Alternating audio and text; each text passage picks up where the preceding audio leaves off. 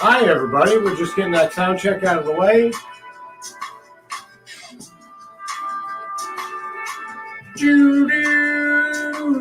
Yo. Yeah. Hi, everybody. We're just getting that sound check out of the way. Well, listen to me say this now and see if that that peaks a little differently. Hi, everybody. Well, listen to me say this now and see if. Sounds all right. Sounds good. Okay, so we sound good. That's the important part. Welcome to Theory Thursday. It is Thursday. We are going to be talking about theories. Some theory. Basically, this is about business and individual businesses and what have you. This started as market research, but really just going to start branching out from there at this point. Today, we are going to talk about copyright. It has become a hot button issue around this place because, a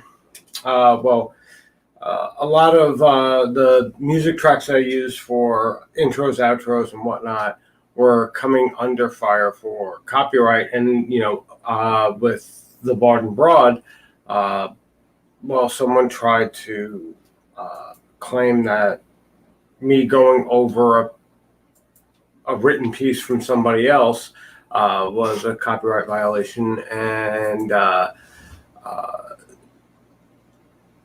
also with Rocksmith, there's the issue there of copyright, obviously. I had started looking into it, the rules, the laws, and what have you, and whether or not you need to register for your copyright to be valid, blah, blah, blah, blah, blah, blah, blah, blah. And I figured I would just share what I came up with. In reference to copyright, basically what has to happen is someone has to be able to prove that they created whatever you're claiming is yours before you did. And the only way to really do that is to register your copyrights. Do you get copyright protection without registering? Yes. But the burden of proof falls on you to prove that you had prior copyright. And that becomes difficult because there's no technical public record, except, of course, that I have public record in the form of YouTube recordings or what the hell is it? SoundCloud postings. That's quasi-valid, because it's time-stamped, it's dated. They go, oh, well, we released this song on this album in January 3rd, 2021, and I go, well, here's my SoundCloud post from December 2020. I can fight a copyright claim against my work. Does that mean that I can enforce one? The law is a little ambiguous on that, and that's where registration of your copyright is concerned. Basically, the government says we'll protect the rights to your work as long as you pay us. In usual government fashion. We are going to only enforce your property rights to your work so long as you pay us the fee, and that, depending on what you're trying to copyright, varies greatly from just $55 for music, but for branding, you're talking about somewhere in the neighborhood of $1,000 or more for brand pieces, not even like your total product line or anything. It's just your logo, because you have to hire a lawyer to establish copyright for your logo. Just want to put that out there. For your logo, you have to hire a lawyer. Insert Steve Kinsella infomercial real quick. If you have a lot of money, I guess you could try and hire Steve Kinsella. He is an IP attorney. As much as he disagrees with the whole idea of IP, that is his field of law. But I digress. generally, upon creation, you generate a copyright claim. When you create something, whether it's a little jingle or it's a piece of art, you create a copyright claim. As in, if someone copyrights it and benefits it financially, technically you are within your rights to seek retribution. Now, before anybody who is on the same page as I am, copying is not theft, I know, but this has more to do with the world that we live in and less to do with my philosophical bend. I don't agree with copyright. I don't agree that copying things is stealing. But in the sense of trying to protect myself from other people claiming that I copied them and I then get fined via the state for producing music. I have decided to go like the non-financial option of posting everything. So as soon as I create music, whether or not I'm very happy with it or not, I'm just going to post it. So this way, if I use a sample from something and someone happened to have come across something of mine that I was just playing around with and decided to sample it, well, I have the proof that the sample was mine to begin with. It's not so much to enforce my copyright on other people. It is more to defend my ability to use music as a creative tool. Because at this point, that's what free copywriting does. That's what creating content does. And it's an important thing to keep in mind for your business. I did do a bit of research on this subject because, well, it's a legal subject. It requires research before making any definitive decisions or statements. I did not contact an attorney, and I won't because I don't have that kind of money to pay an attorney. Generally, most of the people who would be using the network are not in a financial position to utilize an attorney. So that's the real reason why I did this, did the research work to find out. I had utilized articles on,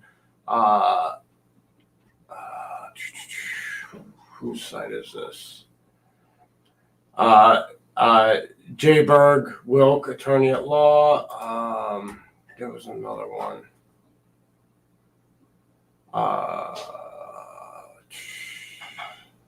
LegalZoom.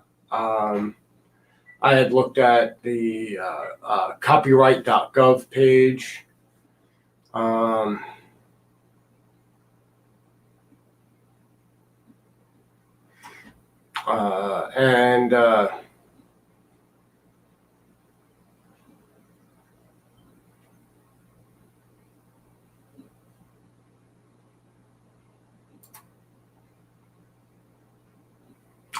And NOLO, another legal site.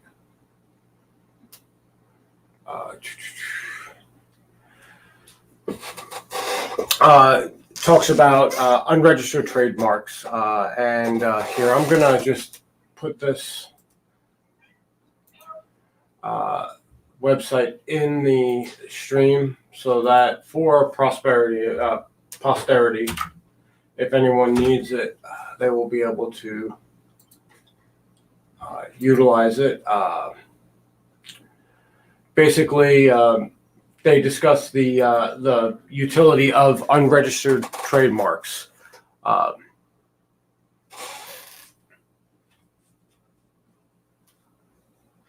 Um,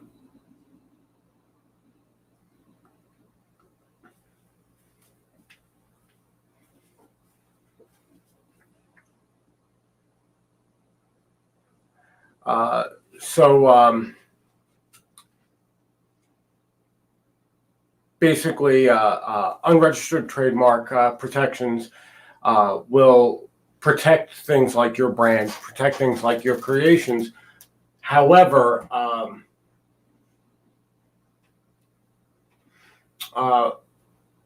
it doesn't necessarily. There we are. It doesn't necessarily cover you going after other businesses. It doesn't cover ceases and desists. It just protects your potential revenue stream. In the case of, let's say you open a physical store and it has a name and you've been in business for a while, and then someone decides to open a store with the same exact name, you do have a legal complaint because your store's physically been there. Just as if someone were to take some of the digital art that we have on the Sacred Agora and decide to start selling it as their original pieces, we have technically a legal claim because of the fact that they literally took it from the page that we're selling the item from and then utilized it on their own items. That's a pretty cut and dry case. It's pretty standard for unregistered trademarks. When you have a registered trademark, it allows you to like viciously go after people. And since I have zero intentions of doing that, I have no need for registering a trademark, which would out me somewhere in the neighborhood of $55 per item I wanted trademarked. Right. As a small business or an independent digital business, that is completely unattainable. Just going, okay, well, I have this, I need trademark. As a independent music producer, you just don't have that kind of scratch going around for every song you write. You figure anyone who has a creative career, the amount of pieces that they create in a year, whether or not they think they're good or not, they would naturally have to start copywriting everything. And if that's the case, well, that $55 turns into $100, $400, $500, $1,000. For $5,500, that's only 100 pieces of art or 100 pieces of music, and that can get used up in less than a year. And if you're not generating tens of thousands or hundreds of thousands of dollars from your art, it becomes a financial burden that you just can't maintain. That being said, you really do need to, especially with states, you have to examine your state law, how that affects everything as well. That's a very big variable between Florida, New York, Hawaii, Alaska, everywhere. They have their own sets of rules as well, on top of the overarching federal laws. So, there's that. Copyright, it sucks, but it's a necessity in the fact that our society operates with it. What's up? Oh, cats. Donna's running away. Yeah. That's why no one's watching, because they don't see Donna.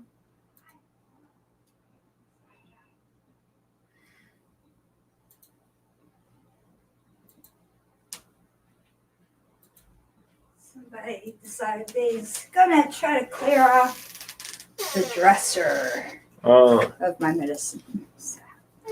Yes. You need that bag life? I The got bag life. No, I don't. No. I don't need, don't want the bag life. That's teamwork right there. You see There that? we go. You see that? Hi, buddy. How you doing? We have to tag team these cats. Okay, so I think that's pretty much it. That's pretty much the entirety of the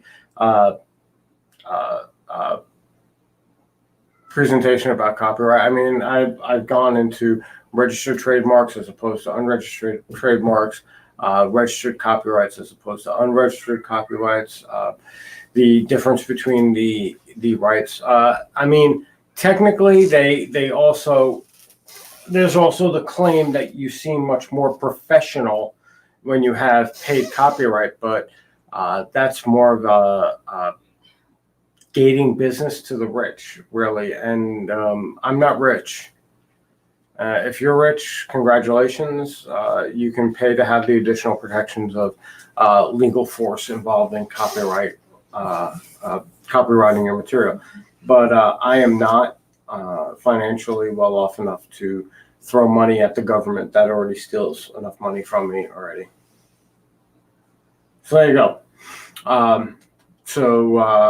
You know, you get the government you pay for, right? And that's the government people pay for. You know, people who can afford to pay the copyright for copyright protection, they get their they get the state's boot to shove in other people's asses because they pay for it. Now, I'm gonna pet this kitty, and I don't know. Like now I see people filtering in. Like I should have just sat here and like Pet the cat. done nothing for 15 minutes and then started to talk about copyright. Yeah. I'm not going to repeat it. I don't know who's coming in, but Hi everyone that has decided to join us. one person on Facebook and one other person on the YouTube. So I'm guessing one's Vinny, and I don't know who the other one would be. Yeah, if you have if you think that your brand is at risk and you have the anywhere from I believe the minimum. Oh, buddy, no, you are not causing havoc right now. But I'm gonna try. Such an anarchist. If you have the extra, I believe the minimum cost for it was $225, but the maximum cost can be upwards of $2,000. All right, see you, buddy. Adios, everybody! Look at my anus. Is that it? Is that what you wanted to do? You wanted to just show off your anus? All right, great I guy. think so. All right, so I mean, if you've got that scratch, congratulations. If you have that amount of money, I know a lot of the independent business owners that I talk to have all said that they have gone to the government for the money that they are offering small businesses to help them stay afloat. I will not do that. Period. I put my foot down at that. I mean, granted, I know I pay tons of taxes, but I am not really willing to go in bed with the state financially. If they're going to give me money, it's going to be without strings attached, and the government likes to add strings after the fact. So it's a reason why I never really applied for any of the loans that the government was willing to give out, the interest-free loans, because they did that stuff with education, and now look at what tuition prices are, and look at how everybody is now fighting to pay off their student loans.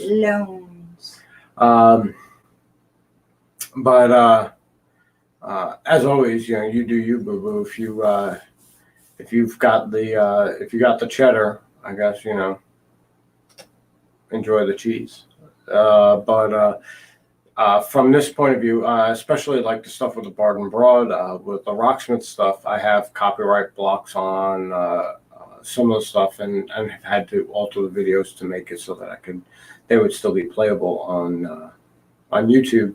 But almost every single video with Rocksmith tracks in it has a monetization block on it, because if there's any ads, it's got to get paid to the copyright holders of the music.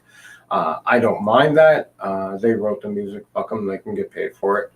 I mean, the whole goal of Bard and Broad, as far as me is concerned, is that people would pitch change into my fucking Cash App, and that doesn't happen. So I'm not expecting overnight or at any point in time to have the threshold beat for what YouTube wants for monetization anyway. So if you see ads on the Bard and Broad stuff, that's because I have copyrighted material on there and they want to get paid. And I'm not monetizing it, they are. Yeah. And I apologize, but I will absolutely continue time stamping, which is something I learned how to do. Yay! So you can pretty much avoid most of the ads by just clicking the timestamp link. It'll just fast forward you to the song that you want to hear. That's mainly for the Players Path stuff, so that you can go, oh, I really liked one song that I was listening to, and I just don't remember what it is, and you just fast forward to the beginning of all the songs until you find the one that you liked, and then you can remember it and maybe request it in the future. Yeah. Mm-hmm. Participate. All right, so I think that's it. I think I'm going to figure out what we're going to do for dinner, because I think I was an idiot and didn't take anything out. We still have the leftover pieces of We do. chunks of meat, We could veal, we could do that. We can do the leftover veal. stir fry, or Something like that. something. Yeah, something like that. I guess we'll do that. All right. I'm going to go make dinner, I guess, because I got to get ready for tonight's Bard and Broad. If you are interested, is me going over my live sessions from last year. I will not be playing the videos because They're horrible, just audio wise, They not are. the playing wise. no, the playing was fucking horrible too. He's too modest. It's very He shitty. has leveled up It's very shitty by in comparison to what I'm capable. technology and technique. So I mean, I'm not gonna force you guys to go through that stuff. I will provide the link to the original video if you want to see the travesty that was. But what I'm going to do in the spirit of that is I'm going to basically redo the exercise and potentially add more of knowledge.